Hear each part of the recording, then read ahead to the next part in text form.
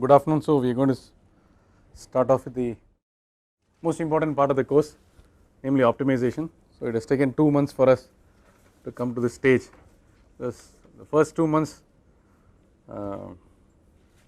you were getting prepared to study optimization. So before optimization you needed to know simulation, regression and modeling. Of course I assume that you know some modeling.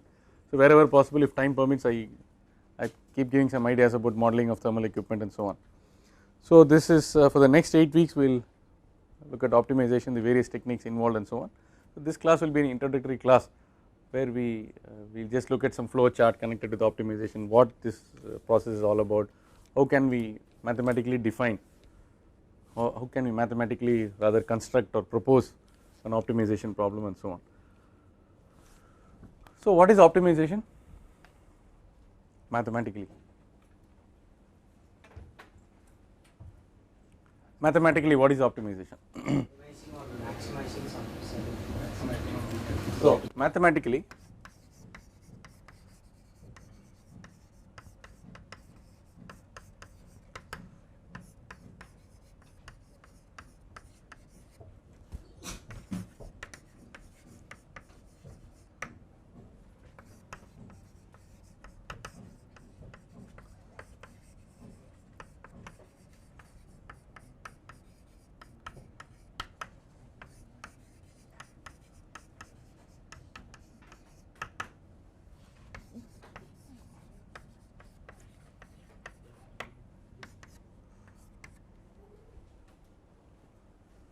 so it is mathematically the process of finding conditions that give the maximum or minimum values of a function.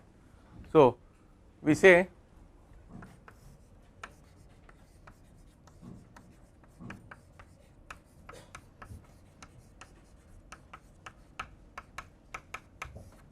we want to extremize, we want to find an extremum.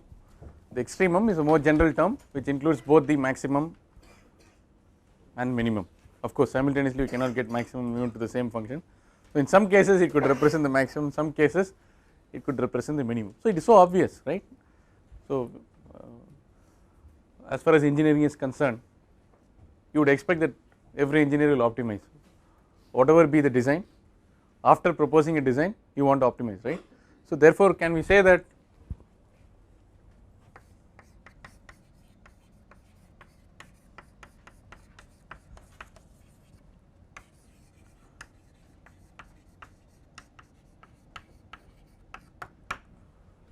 it is always expected from engineers but often not done, correct?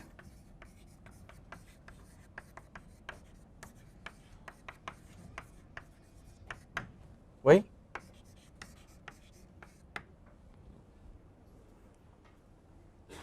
It seems perfectly logical, right? If you want to, once you design something, a power plant or something, you want to optimize it, you want to optimize your engine, you want to optimize your clutch, you want to optimize your brake, you want to optimize your time, you want to, right? Everybody wants to optimize, right?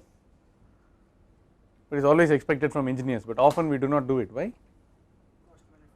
Okay, there is something called cost benefit. In some, in very large engineering projects sometimes it may not be possible for you to bring it down to a mathematical form and write the set of constraints and so on, or even if you are able to do so, it is so mathematically complex, so intimidating that it is not possible for you to optimize.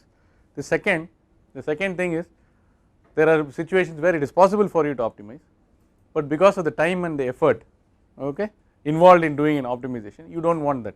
You are more often than not you are satisfied by a design that works reasonably well, that is it satisfies all the performance requirements. A pump and piping system which will pump the water, the assignment which you did, that is sufficient, okay, you do not want for whatever reason, okay. And the third may be a absolute lack of knowledge on your part, you do not know there is a field called optimization, people have worked, the techniques available, so you do not know, so you say that it is not required. That is one point, that is one. Then there are other projects in which it is not worth doing optimization because, okay, for example already something has reached a saturation, the electrical motor efficiency is 98% or 99%, a copper or aluminum fin efficiency is 98 or 99%, that is it, you be done with it, you are happy. I mean it is not required. So, for certain cases the additional time and effort and money you put in into the optimization effort is not justified. So, for various reasons optimization is not done, but this is a course on optimization. So, I will say that for all problems optimization has to be done and all that, but that is far from truth. For all problems optimization is not required. Therefore, when you are talking about optimization techniques, we are talking only about those problems for which optimization is meaningful.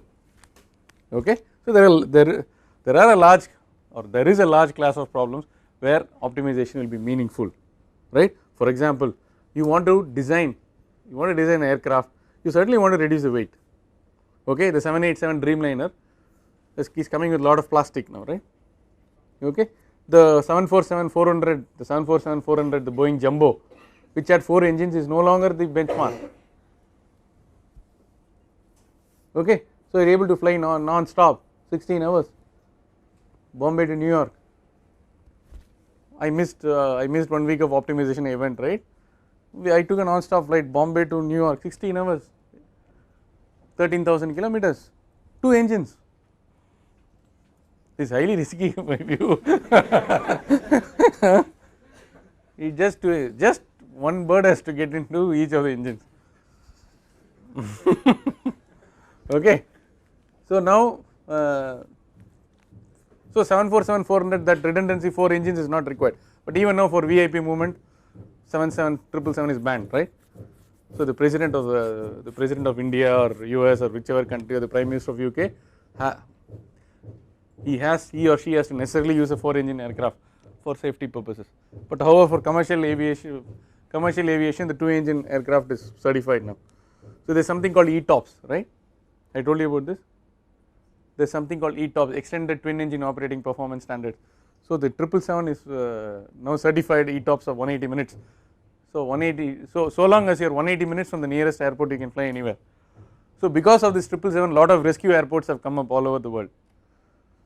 Because you are doing the 777, you cannot cross the Atlantic directly because there are no rescue airports. So, you take the polar route. So, they will go north of Germany, they will go to Scandinavia, and then they will just go south of Iceland. So that Reykjavik airport is 3 hours, then they will go south of Greenland, so that there is 3 hours some airport in Greenland, then they will touch Canada, then Newfoundland, Labrador, all those, and then they will come down Boston, and then they will go to New Washington or New York. That is the route they are taking. Okay. So, it is a highly optimized aircraft, but it saves so much of fuel compared to the 747-400, right. So, it is a very optimized design. So, that is going to be the future. So, so Boeing has closed the 747-400, I mean 4 engine aircraft will no longer be produced.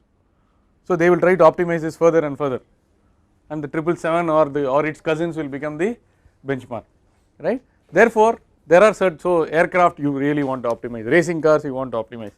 Okay. So, there are a wide variety of engineering problems where it is non-negotiable, you want to optimize. Okay. Let us look at some examples.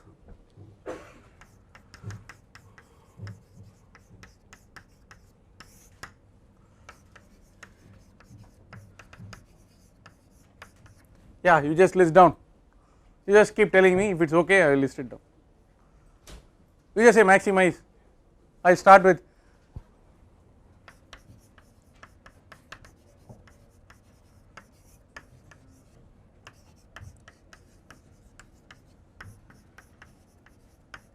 maximum efficiency of a power plant, then do not get stuck to power plants, we are in mechanical, anything else.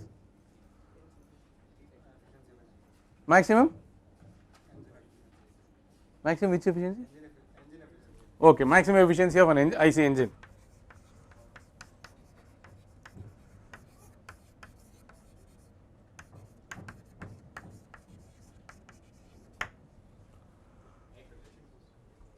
Yeah, maximum COP.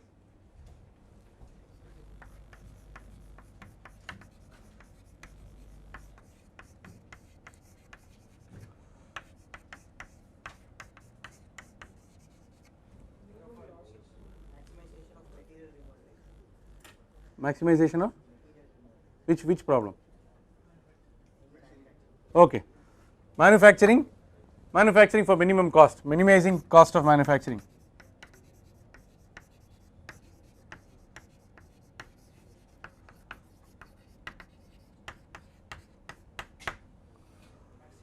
optimal scheduling for a machine, correct.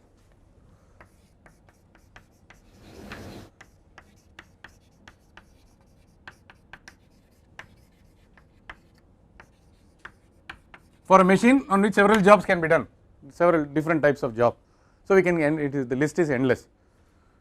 So this is representative, this gives you a good idea of the variety of optimization problems that occur in mechanical engineering. Chemical engineering,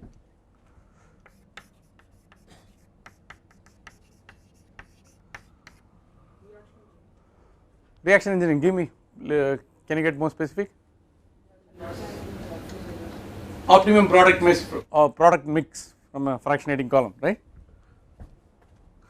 Fractionating column at various points, different products come out, right?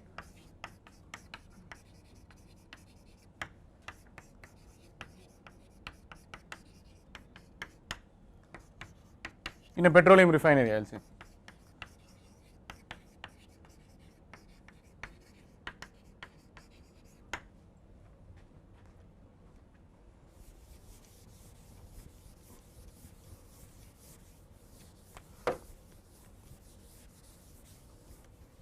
Electrical engineering,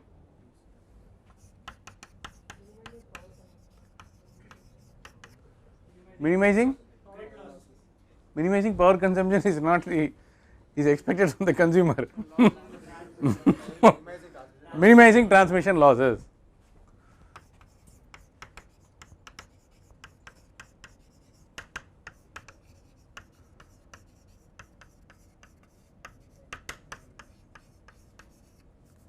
What do they call it technically? What is it called? T&D loss, transmission and distribution loss. In IIT, electronics is also under electrical, so you can list something in electronics.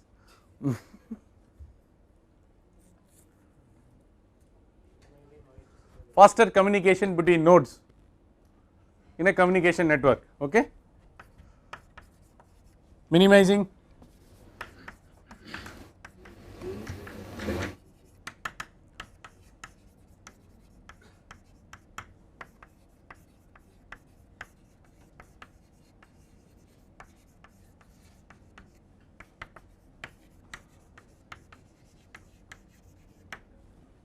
in computer engineering,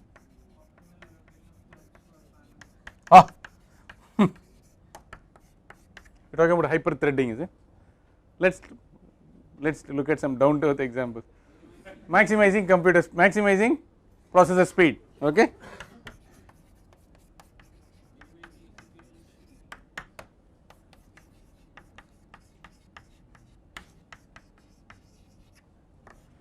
Reducing cost,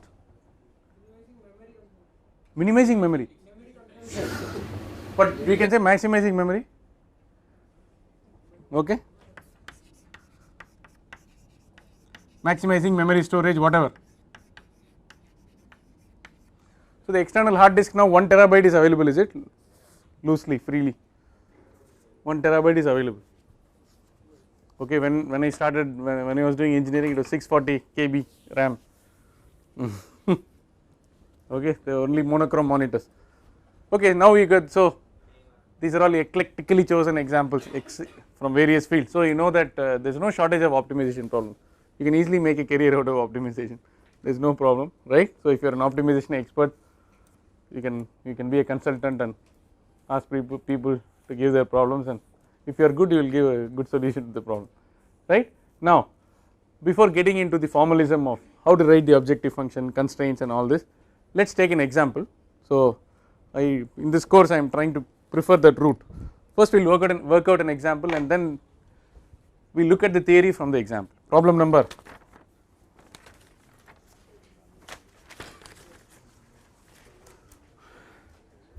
19, 20, problem number 20. Okay, please take this problem down. An ethylene refining plant.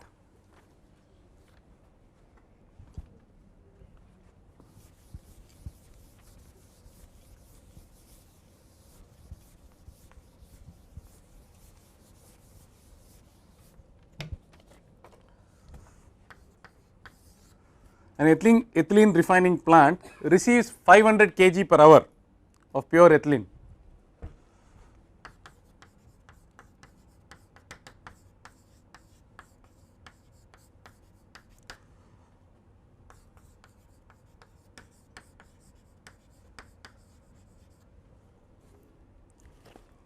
And refines it sorry what is the point in refining 50% pure, huh?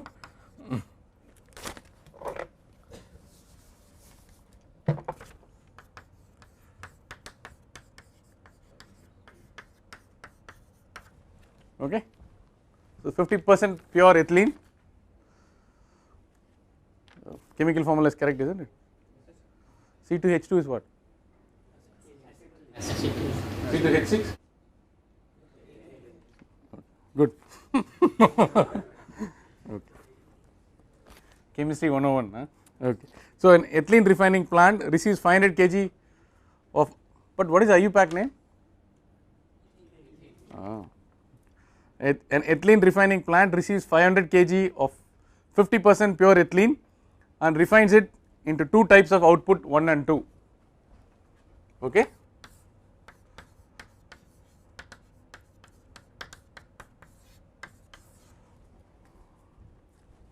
So type 1 has 90% purity, type 2 has 70% purity.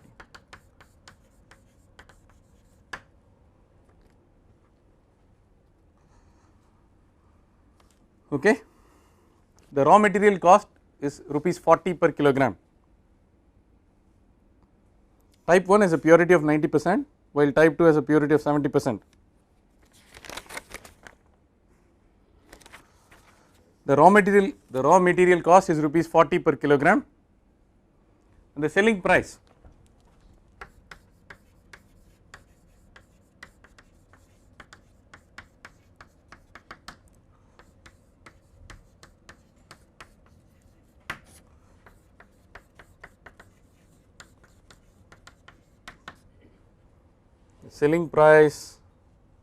type 1 is 200 per kg, type 2 is rupees. Senthil, are these values okay? How much are you buying from the market? Ethylene? You are not working with ethylene. So he is doing PhD in combustion. So but I have seen some ethylene cylinders in the lab. I bought some ethylene recently for the Rankine cycle power plant. I think it is a ballpark value. It's okay. It should be around 200 to 250 per kg. Packaging facilities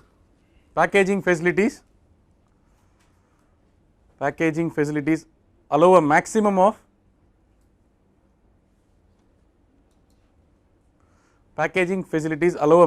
of 200 kg per hour of type 1.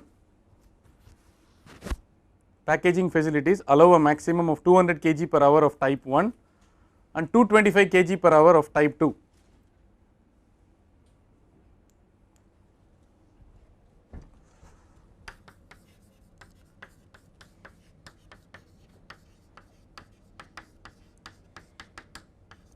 So the transportation cost is type 1 rupees 8 per kg and type 2 is rupees 16 per kg. The transportation cost is rupees 8 per kg for type 1 and 16 per kg for type 2.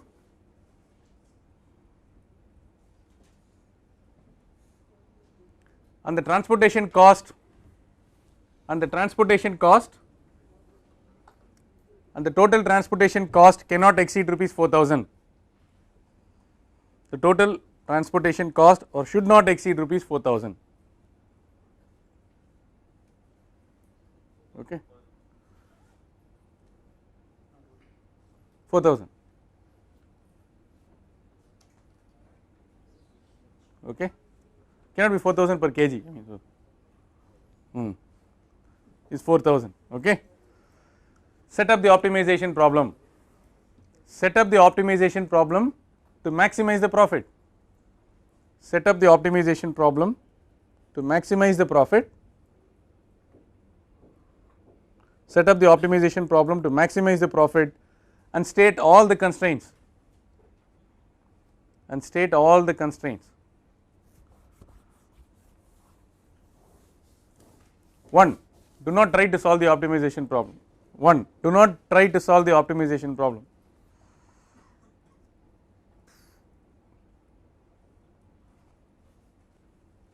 2, let mass flow rates of 1 and 2 be x1 and x2 respectively. I want uniformity. Okay. To ensure uniformity, declare the mass flow rates of types 1 and 2 as x1 and x2 respectively.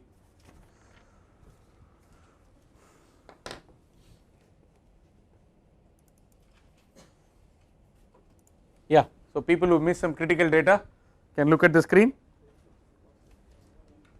fill up those critical data, and please start writing out the objective function, that is write out the equation for the profit, and whatever constraints come to your mind or whatever constraints you can make out of this problem, please write out, then I will spell out the constraints and I tell you where there is scope for optimization in this problem.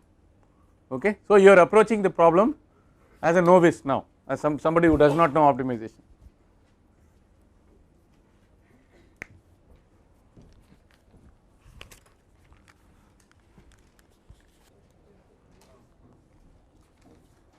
Done? Ah, no, what? Is it necessary that we have to always take 500 kg per hour, or it cannot exceed 500 kg per hour. It cannot exceed 500. You can dump certain things or let it remain. Okay. No sir, would I be paying the raw material cost for 500 kg? No, but sometimes it is possible that it does not come out, and so kilogram of product or kilogram of ethylene product? It's a kilogram of product, because there is no way to check that, no, the product finally.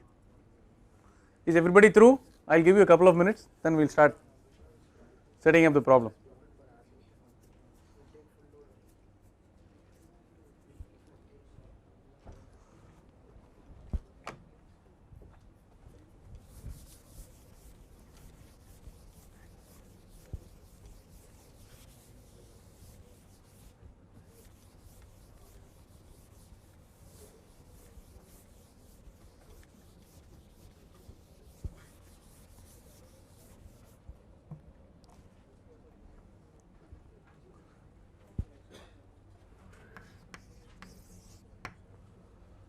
So profit, so what is profit? Why? Profit is 200 minus transportation cost minus. Oh, no, leave that. Why do you want to complicate? Okay, we will write 200. Now let us first write the 200 x1 plus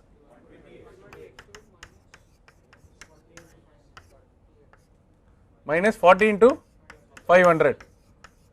Okay, then minus. So 40 into 10 by. Which one? Here? Sir, 40 into. No, anyway 500 is entering, that is all. But we cannot sell it again, I mean it is gone. It is required for the process. I mean 500 into 45 is your investment. If you are not able to get that output, is your funeral. I mean you have spent already 500 into 40. Okay, do not try to make it x1 plus x2 into all that. Okay, leave it.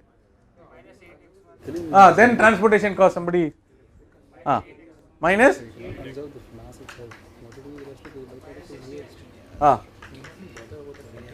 this, you are saying 192 x1 for this, or? I included that 40 into. No. That's all right. Sir, in that case, you don't have to include that because the optimization constants will come.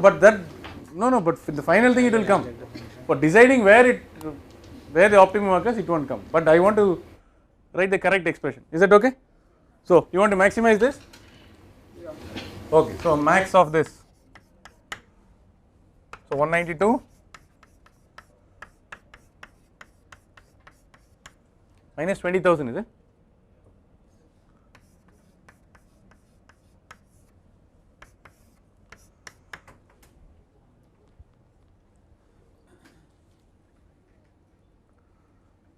Okay, but no optimization problem comes without constraint, otherwise I can put x1 equal to infinity, x2 equal to infinity, it is simply not possible.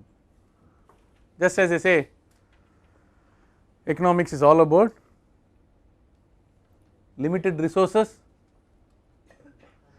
unlimited wants. Okay, economics is all about limited resources and unlimited wants. Okay, so like this we cannot keep x1 x2 infinity, I mean, so the constraints are coming, right. So constraints,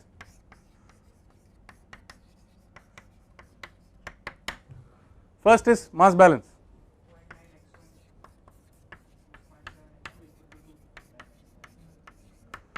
Mass balance, mass balance 0.9 x1 less than equal to 250.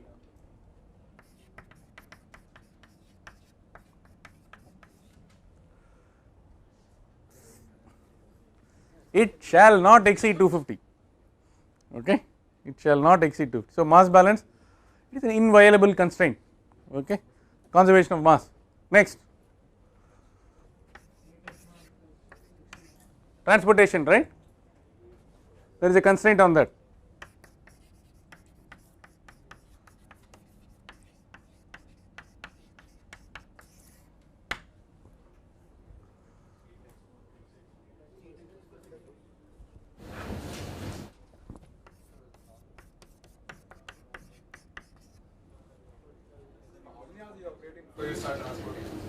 No, you do not do too much research into this. So 8x1 plus 16x2 less than equal to,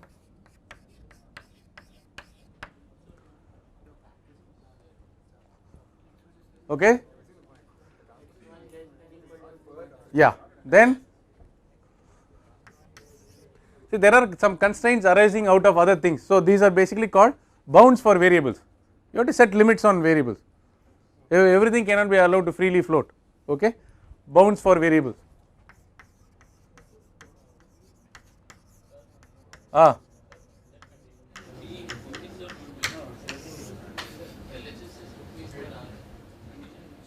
and x2 are in kgs per second or kgs per hour? No, left hand side is what?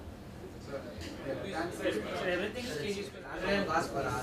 Yeah, it will be cost per hour. You want me to change it now?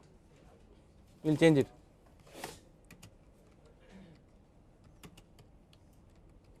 Is it okay? Anyway, it is going outside, right? This one, these lectures. So transmission losses should not be there. Okay, so bounds for variables x1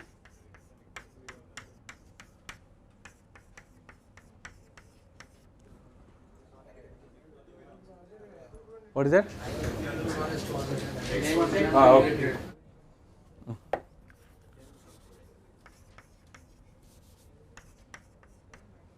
So you are happy, is that all? Non-negativity constraints, you can't produce minus 40 kg of type 1 and all that, okay. There are some non-negativity constraints.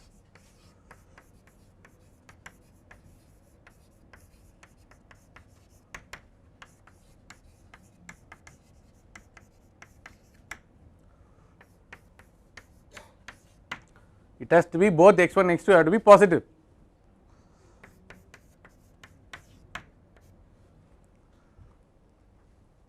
Okay. So if you write out an optimization problem like this is basically called the formulation of an optimization problem. From the problem statement, which is given in English along with some values, you are putting this down in a mathematical form. We are so fortunate that the objective function and the constraints are all linear, but this is a highly non-linear world, okay. As thermal engineers, the easiest thing is basically T to the power of 4 minus T infinity to the power of 4, radiation is non-linear, so many things are non-linear. However, if in manufacturing, in job allocation, machine allocation, job allocation problem and traveling salesman problem, your management process will tell you reload a long list of problems where the objective function and the constraints are linear. So there is a special field, there is a special class of problems which can be addressed by using some special techniques, is called LP, linear programming. We will look at the graphical method of solving linear programming towards the end of this course. Then there is a big X simplex method, artificial variables, slack variables, primal, dual problem. So there are so many, you can 45 hours you can have a course in linear programming, advanced linear programming, non-linear programming and so on. So basically suffice it to say that you construct optimization problem like this and then choose an appropriate technique and solve. Is it possible for us to plot the constraints on a graph sheet? It is possible. Now we will do a, we will now try to have a qualitative plot, though it will take a lot of time if you get into Excel. Now we will get an idea of what is the region we are talking about. So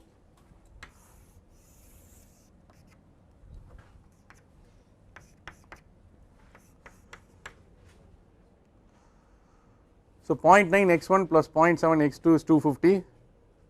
What is this? This is x1 plus x2, 2x2, 500, right? So I will take up to 500 in steps of 100. Will that be all right? Okay.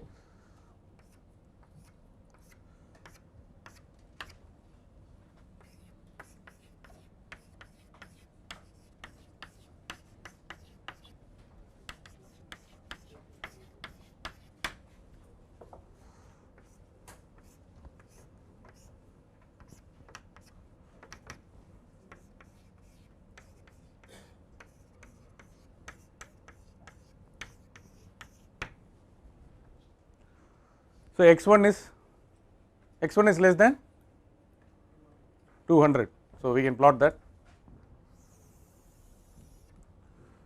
So this is x1 equal to,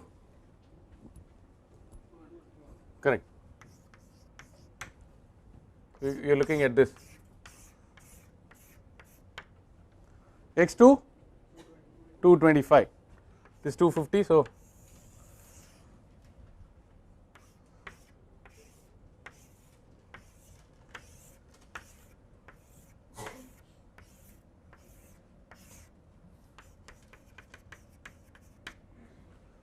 yeah. Now we have to plot two more constraints, right. So this transportation is when x2 is 0, x1 is 500. So 500 0 is a point, right.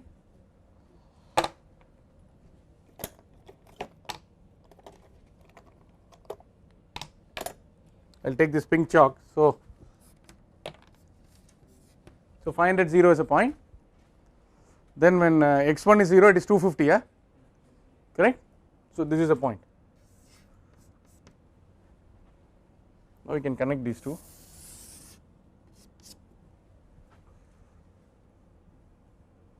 We will draw like this.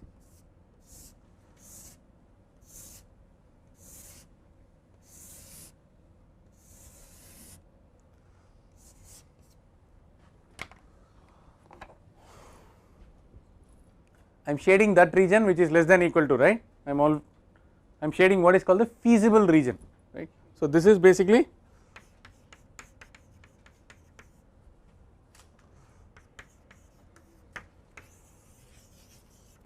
the transportation cost constraint. So what is this mass balance that you have to tell me.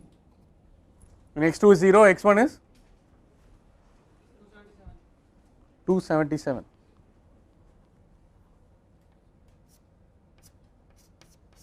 Okay.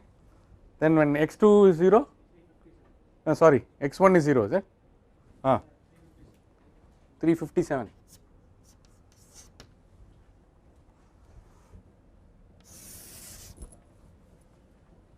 Okay.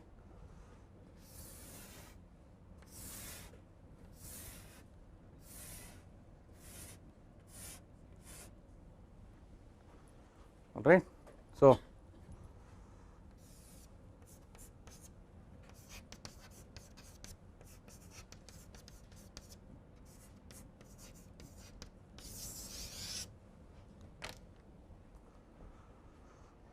So now what is our feasible region? Is there some other color chalk? How do you do that now?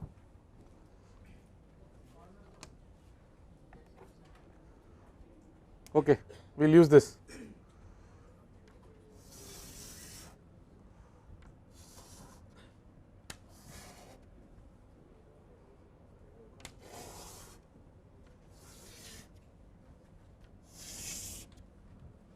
Correct? Okay, so this fellow is called the feasible region.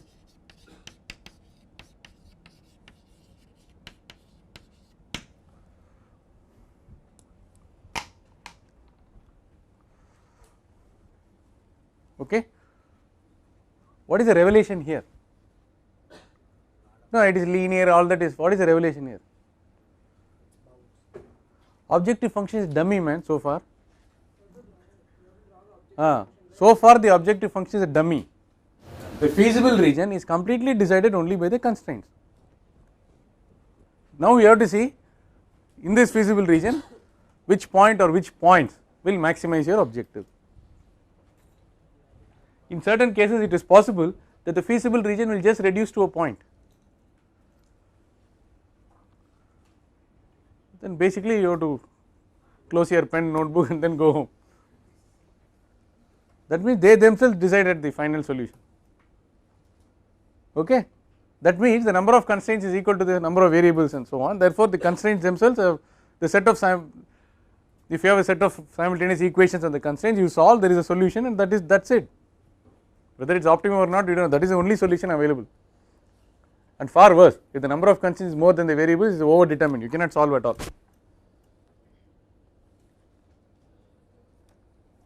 So where is the key? I mean, what holds the key? The constraints hold the key to the optimization problem. Okay, that is very, very important, right? Now whatever we have, so now there are various techniques available. Now you can plot this and find out where it cuts and where the therefore that is called the graphical method of linear programming. We will revisit this problem towards the end of the semester. But the point I wanted to convey was, each of the points within this feasible region is a valid solution to the problem, in that it will not violate any of the constraints. But each of these points is not equally desirable, because each of these points will result in a different value of the profit.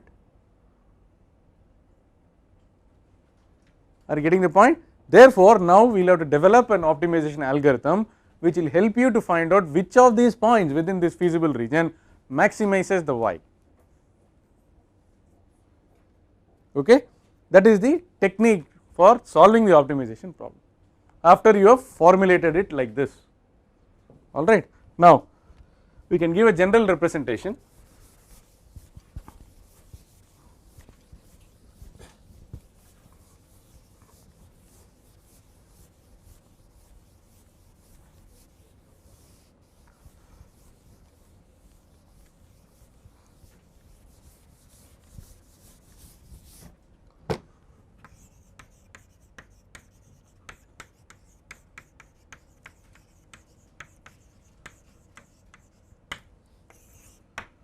So max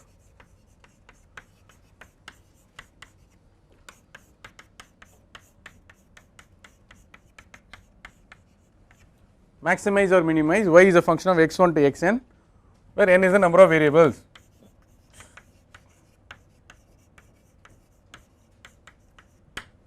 Subject to, so this is called the objective function.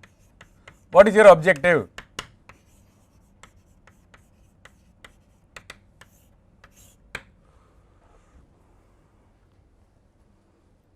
In US they frequently use the term figure of merit, the same as objective. What is a figure of merit? That is the objective function. Subject to,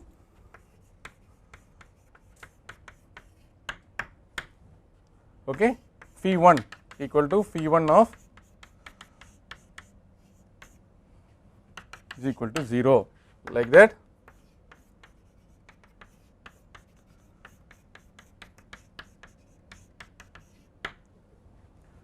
M constraints,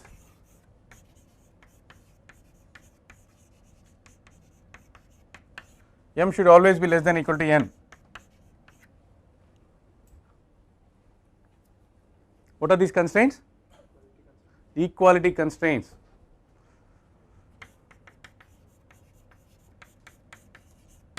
We did not have any equality constraint in this problem. When do equality constraints arise? Equality constraints arise when you have to satisfy the basic laws of nature, the law of conservation of mass.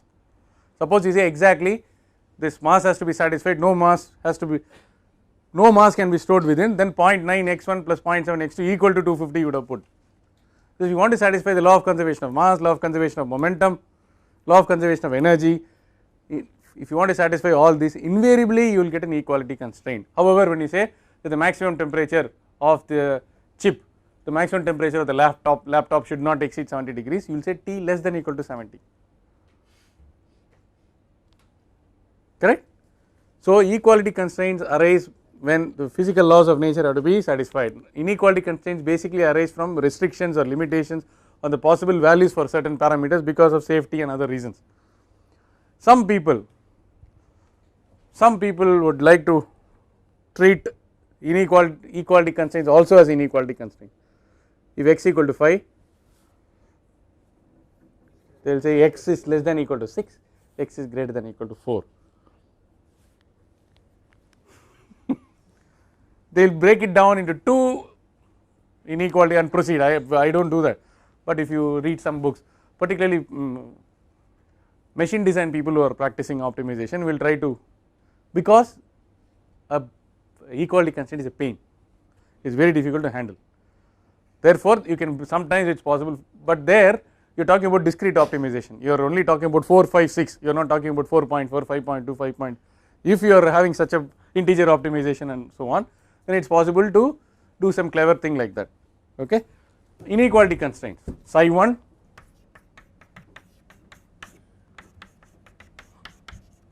less than or equal to L1, psi r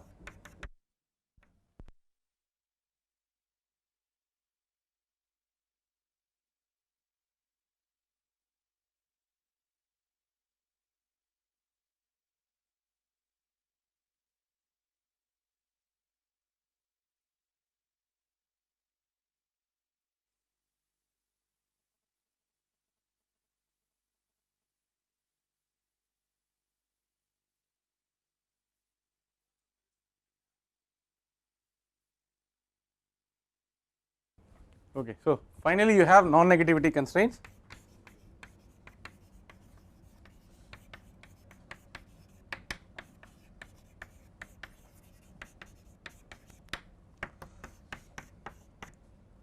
X1 less than some L, everything we have used, man, tell me some symbol. P, okay, P1 and so on, Xn. Don't think that should always be, sorry, x1 is greater than or equal to 0. Finally, you have bounds. What did you tell me? P, M is less than M1, M we already used.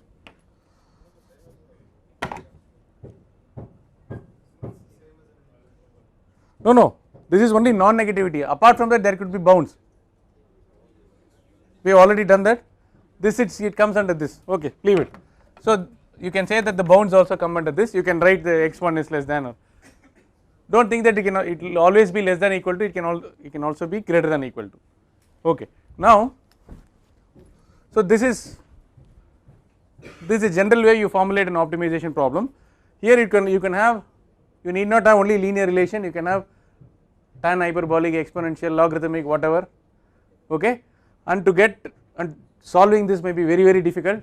This may involve, for example, to get one solution you may have to do a finite element simulation or a fluent software or whatever to do each of this. It need not be so simple and trivial like this 0.9 x1 plus 2 x2 and all that.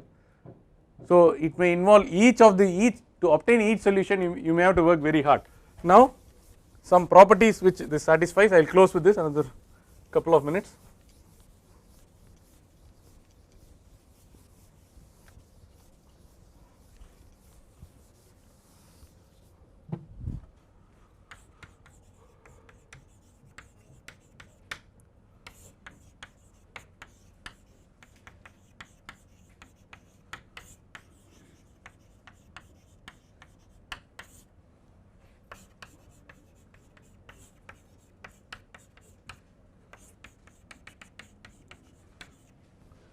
max of a plus y1 where a is a constant can be written as a plus max of y1, correct?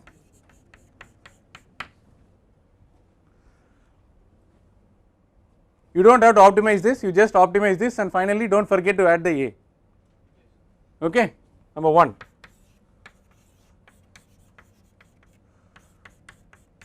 Max of y1 is min of minus y1. So this is basically called the duality principle, right?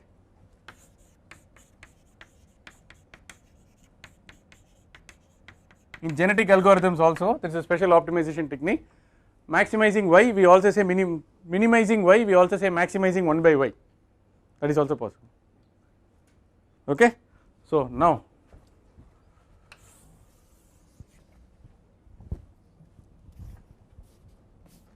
in general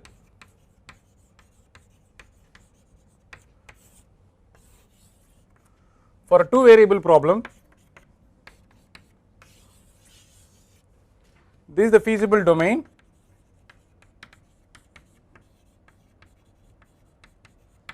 and this could be the optimum, for example.